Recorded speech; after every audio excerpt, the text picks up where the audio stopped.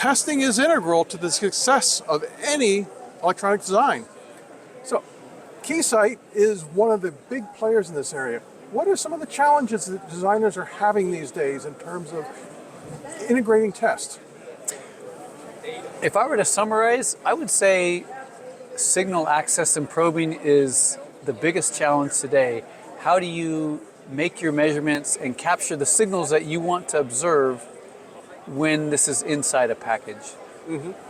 All right, well, we have some equipment here. Let's take a closer look and you can tell us, how these things are going to be working together.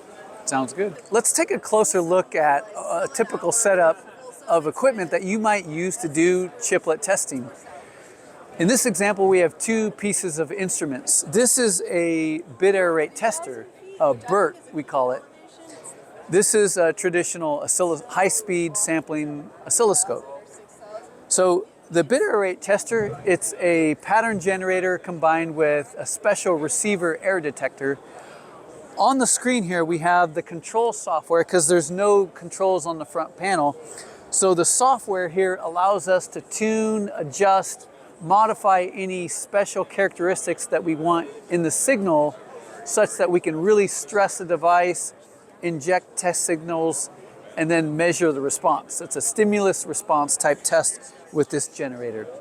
So that's what the BERT does. Now here, this is a high-speed oscilloscope. This one is 33 gigahertz, and there's a range of bandwidths and sample rates that you might need depending upon the design that you're working with. This one is 4 channels, so we can measure data and clock and other auxiliary signals. Here we see typical measurements that you might find on an oscilloscope. We have our waveform capture up top. We have an eye diagram where we can measure eye opening, eye width, and other eye parameters. And then finally we have one of my favorites, which is the jitter analysis section. We have plots that give us statistical data behind the timing and performance of this signal. So this is part of our key toolbox that one would use for chiplet-based testing. That's very interesting in terms of how all these pieces are going to work together. But given some of the new technologies like chiplets, for example, what are the challenges of incorporating those into this kind of testing? Well, the fact that chiplets are a lot more integrated, that solves a lot of problems. There's a lot of benefits.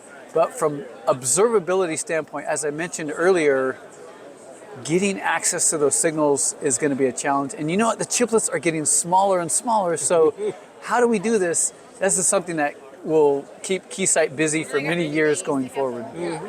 Now, specifically talking about things like chiplets and memory and things, what about standards like UCIe and things of that nature? How does that fit with the implementations that we're seeing?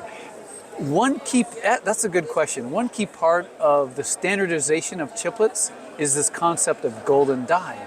Golden die means there's enough margin to be integrated in a universal design, and a lot of the test requirements and test features that you see in traditional equipment will be relied on with this golden die. So are we going to see a different approach to actual testing, or is the process simply going to be utilizing things inside the chip? Exactly. I think we'll see a hybrid approach of bench level testing with the traditional equipment, and we'll see a lot more development and evolution of the on-die built-in self-test features.